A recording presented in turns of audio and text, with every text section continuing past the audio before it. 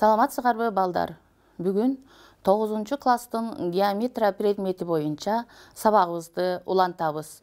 Бүгүнкү сабактын темасы координаталар методунун жана векторлордун колдонулушу.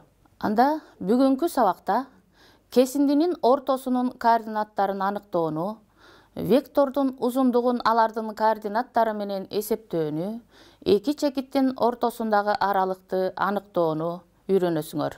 Сабагыбыздын баштоодон мурун векторлорду кайталап алалы. АВ вектору. АВ векторунун узундугу АВ кесиндисинин узундугуна барабар. Эгерде алар бир түз сызыкта же параллель түз сызыкта жатса, анда мындай нөл эмес векторлор коллинеардуу деп аталат. Чиймеде көрүп тургандай, АВ вектору бир түз сызыкта жатышат. Ошондой эле АВ векторуна С вектору параллель түз сызыкта жатат. Мындай векторлорду биз коллинеардуу векторлор деп айтат экенбиз. Эгерде векторлор, эки вектор бирдей багытта болсо, бирдей багытталган вектор дейбиз. Эгерде векторлордун багыттары карама-каршы болсо, карама-каршы багытталган вектор деп айтабыз. А вектору В векторуна барабар. Багыттары бирдей багытталып, узундуктары бирдей болсо, А векторунун узундугу В векторунун узундугуна барабар болсо, барабар вектор болот. Ошондой эле карама-каршы багытталган векторлордун узундуктары дагы бирдей болсо, анда багыттары карама-каршы болгондуктан карама-каршы векторлор болот. Векторлор менен болгон амалдарга токтололу. Биз векторлордун суммасын табууда үч бурчтук эрежесин, параллелограмм эрежесин, көп бурчтук эрежесин колдонгонбуз. Ошондой эле векторлордун айырмасын векторлорду санга көбөйтүүнү үйрөнгөнбүз. Эми төмөндөгүдөй леммага көңүлүңөрдү буралы. Эгерде А жана В векторлору коллинеардуу жана А вектору нөл векторуна барабар эмес болсо, В вектору барабар К көбөйтүлгөн А вектору барабардыгы аткарыла тургандай, К саны жашайт. А векторун көрүп турасыңар. А векторуна К санын көбөйтсөк, К санына узун А векторунан В вектору келип чыгат экен. Теорема. Каалагандай векторду тегиздикте эки берилиши боюнча коллинеардуу эмес векторлорго ажыратууга болот. Мында ажыратуу коэффициенттери бир гана жол менен аныкталат. П барабар X көбөйтүлгөн А вектору плюс Y көбөйтүлгөн В векторуна. Координаталык тегиздикти алалы, П векторун чийип алалы. Анда И векторунун узундугу 1ге барабар, Ж векторунун узундугу 1ге барабар. Демек, булар бирдик вектор деп аталат.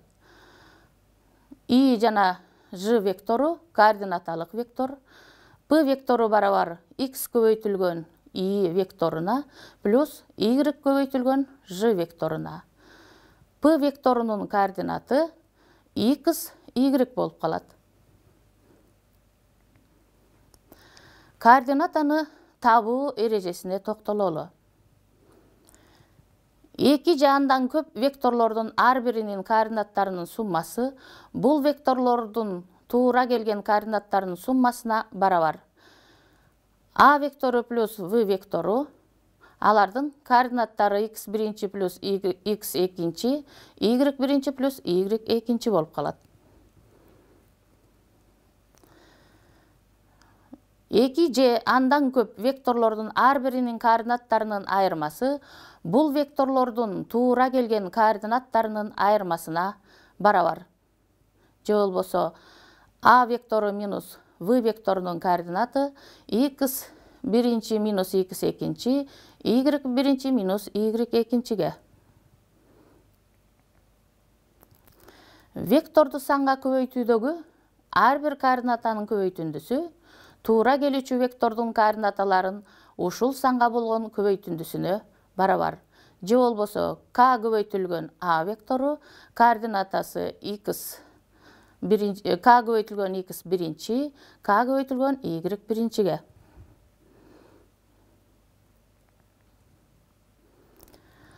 Алгебралык сумма түрүндө белгилүү координаттары менен берилген каалагандай вектордун координаттарын аныктоого мүмкүндүк берет экен. Бул координат табуунун эрежелерин кеңири колдонсок болот. Координаталык тегиздикте m чекитин белгилеп алалы. M чекитин координатасы x, y. Координата башталышынан O, M векторун жүргүзүп алалы.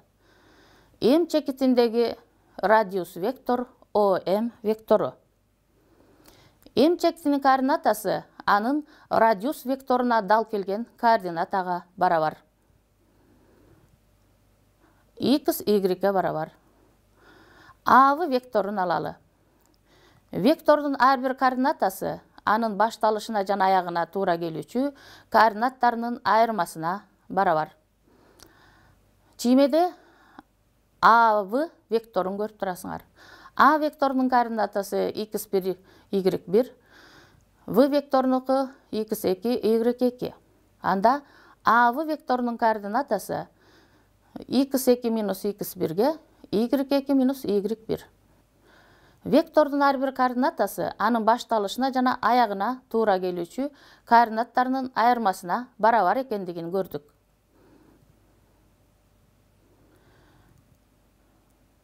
Биз өткөн вектор түшүнүгү, векторлор менен аткарылуучу амалдар, вектордун координаттары боюнча маалымат алдык. Эми мисалдарга көңүлүбүздү буралы. Төмөндөгүдөй мисал берилсин. A, V, C, D параллелограмм. Эгерде A, V, D чекиттеринин координаттары белгилүү болсо, C чекитинин координаттарын тапкыла. Бизде A чекитинин координаты минус 8, минус 3, V чекитиники минус 4, 5, D чекитиники 6, минус 3. Чыгаруу. Параллелограммды чийип алдык. Чекиттерин белгиледик, координаттарын койдук. Координаттарын жазып койдук. Координаттар аркылуу биз чекиттерди белгилеп, параллелограммды чийип алдык. Анда A'сы вектору барабар экен A жана AD векторлорунун суммасына. A векторунун координаты 4, 8, AD'ныкы 14, 0 деп AD векторунун координатасын таап алдык. Формуланы колдонуп жатабыз. Анда A'сы векторунун координаты 4 плюс 14, 8 плюс 0 болот. Мындан A'сы векторунун координаты 18, 8ге. Ал эми A'сы векторунун координатасы x минус минус 8, y минус минус 3ге. Мындан 18 барабар x минус минус 3, 8 барабар y минус минус 3 деп теңдемелер системасын жазып алдык. Биринчи теңдемеден x'ти тапсак, ал барабар 10го, экинчи теңдемеден y-ти тапсак, y барабар 5ге. Биз S чекитинин координатасын таап алдык. Ал S 15 экен. Жообун жазып коебуз. Вектор түшүнүгү, векторлор менен аткарылуучу амалдар, векторлордун координаттары, координаттар методун берет экен. Кесиндинин ортосунун координаттарын аныктоого токтололу. Координаталык тегиздикте AV чекиттерин белгилеп алалы. AV чекитинин тең ортосуна жайгашкан S чекитин белгилеп алдык. AV'ны туташтырдык. S чекитинин координатасын табуу керек. Координата башталышынан S чекитине вектор жүргүздүк. O'су вектору келип чыкты. Ал O'су вектору OA жана OV векторлорунун суммасынын жарымына барабар. OA векторун жүргүздүк, OV векторун жүргүзүп алдык. OA вектору радиус А чекитинин вектору. OV вектору радиус В чекитинин вектору. OA векторунун координаты x1, y1. OV векторунун координаты x2, y2. Анда экөөнүн суммасы, эки вектордун суммасы OA плюс OV векторунун суммасы, алардын координаты x1 плюс x2, y1 плюс y2.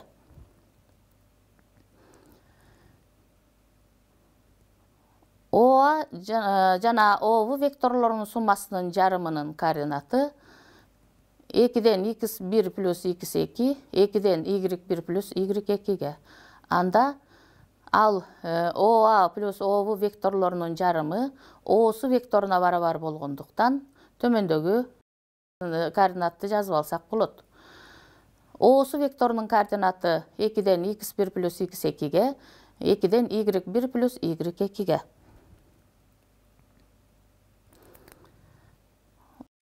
O'су радиус с вектору болот. Анда O'су векторун сга алмаштырып жазып койдук. С чекитинин координаты 2-ден x1 плюс x2, 2-ден y1 плюс y2 болуп калды. Кесиндинин ортосунун ар бир координатасы анын акыркы чекиттерине туура келген координаттарынын жарым суммасына барабар экендигин биз көрдүк. Анда АВ кесиндисинин ортосу болгон С чекитинин координаттарын тапкыла. Таблица берилген. Таблицада АВ чекиттеринин координаттары берилген. АВ чекиттеринин координаттарын колдонуп, С чекитинин координаттарын табабыз. Формуланы жазып алабыз. X барабар 2-ден x1 плюс x2, y барабар 2-ден y1 плюс y2. А жана В чекиттеринин координаттарын ордуна коебуз. x1, y1ди койдук. x2, y2-ни койдук ордуна.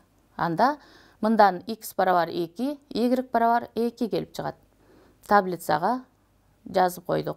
С чекитинин координатасы 2, 2 экен. Кийинки координаттарын коебуз. Формулага коюп эсептесек, x барабар минус 1-ге, y барабар 7,15-ге барабар болду. С чекитинин координатасы минус 1, 7,15. Кийинки координаталык чекитти коюп эсептейбиз. Анда формулага койсок, x барабар 1,15, y барабар 6. С чекитинин координатасы 1,15, 6. Кийинки А чекитини минус 7, 2, В чекитиники 5, минус 2 координатын коебуз. Формулага коюп эсептесек, x барабар минус 1-ге, y барабар 0.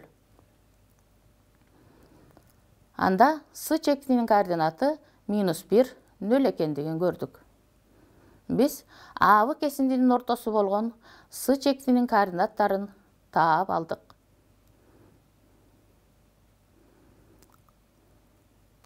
Координаталык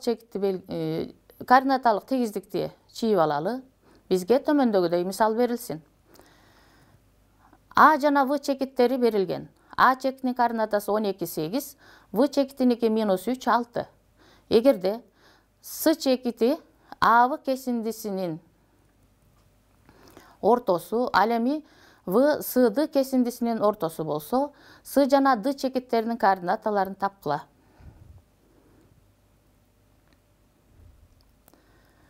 Координаталык тегиздикке АВ чекиттерин белгилеп алдык. АВ кесиндисин жүргүздүк. Анын ортосу С чекитин белгиледик. Ошондой эле Сды кесиндисин жүргүздүк. Анын ортосу В чекитин белгилеп алдык. Формула боюнча С чекитинин координатасын жазып алалы. А жана В чекиттеринин координатасын колдонуп, С чекитинин координатасын таптык. С координатасы 4,5 7-ге барабар экен. Ошондой эле D чекитинин координатасын табалы. Анда D чекитинин координатасы минус 10,5 5-ге барабар экен. Эми вектордун узундугун анын координаталары менен эсептөөгө токтололу. Координаталык тегиздикте А вектору берилген. Координата башталышынан ОА векторун жүргүзүп алдык. ОА векторунун узундугу А векторуна барабар.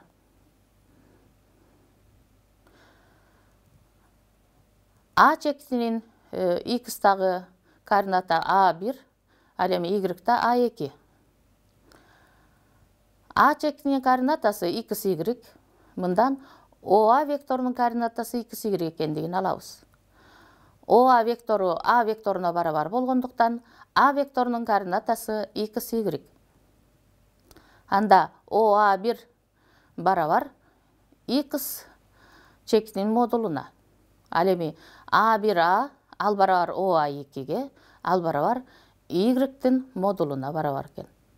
Биз тик бурчтуу, үч бурчтуктуу чиймеден көрүп турабыз. Анда Пифагордун теоремасы боюнча ОА квадрат барабар ОА1 квадрат плюс А1А квадрат деп жазып алабыз. Мындан ОАнын өзүн табабыз. ОА барабар тамыр ичинде ОА1-дин квадраты плюс А1А квадратка. Ордуна койсок, ОА барабар тамыр ичинде X квадрат плюс Y квадратка. ОА вектору А векторуна барабар деп жазып алдык биз. Анда ОА векторунун узундугу А векторунун узундугуна барабар. ОА вектору А векторунун узундугуна барабар экен. Мындан ОА векторунун узундугуна барабар болгондуктан ордуна коюп, А векторунун узундугу барабар экен тамыр ичинде X квадрат плюс Y квадрат формуласын алдык. Вектордун узундугу алардын координаттарынын суммасынын квадраттарынан турган квадраттык тамырга барабар.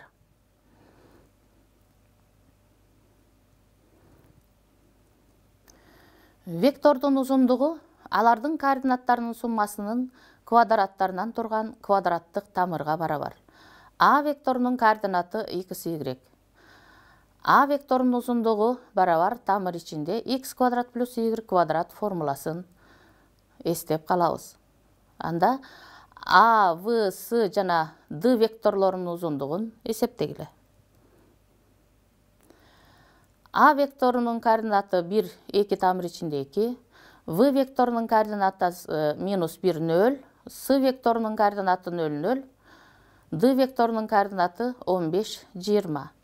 Анда формула боюнча А векторунун узундугу барабар болот экен тамыр ичинде 1 квадрат плюс 2 тамыр ичинде 2-нин квадратына. Мындан эсептөө жүргүзсөк, А векторунун узундугу барабар тамыр ичинде 9-ка, А векторунун узундугу барабар 3-кө. Ошондой эле В векторунун узундугун табабыз. В векторунун узундугу барабар тамыр ичинде минус 1-дин квадраты плюс 0-дүн квадраты. Мындан эсептөө жүргүзсөк, В векторунун узундугу барабар тамыр ичинде 1, тамырдан 1 чыкты, В векторунун узундугу барабар 1-ге. С векторунун координаттары 0, 0. Демек, С векторунун узундугу барабар 0 деп ооз экиле чыгарып алсак болот. Ошондой эле D векторунун узундугун формулага коюп таап атабыз. D векторунун узундугу тамыр ичинде 15 квадрат плюс 20 квадрат. D векторунун узундугу барабар тамыр ичинде 225 плюс 400. D векторунун узундугу барабар тамыр ичинде 625. D векторунун узундугу тамыр чыгарсак 25-ке барабар экен. Биз векторлордун узундугун аныктап алдык. Кийинки мисалга токтололу. Эгерде А, В, С координаттары В-сы чекиттеринин координаттары белгилүү болсо, А-сы үч бурчтугунун ВМ медианасынын узундугун тапкыла. Координаталык тегиздикке А-сы чекиттеринин координаталарын коюп, үч бурчтукту чийип алдык. А-сы үч бурчтугу келип чыкты. Эми ВМ медианасынын узундугун табабыз. В чекитинин А-сы жагына түз сызык жүргүздүк. Ал А-сы чекитинин тең ортосу аркылуу өткөн М чекитин кесип өтөт. Анда чыгаруу М чекитинин координатасы бул чекиттердин координатасынын жарымына барабар. М координатасы 2-ден 5 плюс 0, 2-ден 2 плюс 1. Мындан М чекитинин координатасы 2,5, 1,5 экендигин эсептеп алдык. Анда ВМ векторунун координаты 2,5 минус 1-ге, 1,5 минус кашанын ичинде минус 4-кө. Мындан ВМ векторунун координаты 1,5, 5,5-ге. ВМ векторунун узундугу формула боюнча эсептөө жүргүзөбүз. ВМ векторунун узундугу тамыр ичинде 1,5 квадрат плюс 5,5 квадрат барабар тамыр ичинде 2,125 плюс 30,125-ге. Ал барабар тамыр ичинде 32,15-ге. Тамыр ичинде 32,15 барабар тамыр ичинде 32,15-ти көбөйтүүчүлөргө ажыратып жиберебиз. Анда тамыр ичинде 25 көбөйтүлгөн 1,3 барабар 25-тен 5-ти чыгарып жибердик. 5 тамыр ичинде 1,3-кө. ВМ векторунун узундугу барабар ВМ кесиндисине. Ал барабар 5 тамыр ичинде 1,3-кө. Жообу 5 тамыр ичинде 1,3-кө. Же ВМ бизде чиймеде медиана. Демек, медиананын узундугу 5 тамыр ичинде 1,3-кө барабар экендигин чыгарып алдык. Анда балдар бүгүнкү сабакта координаталар методунун жана векторлордун колдонулушу боюнча түшүнүк алдыңар. Бүгүнкү сабакта эки чекиттин ортосунда аралыкты аныктоонун формуласын үйрөндүк. Кесиндинин ортосунун координаттарын аныктоону үйрөндүк. Вектордун узундугун алардын координаттары менен эсептөөнү үйрөндүк.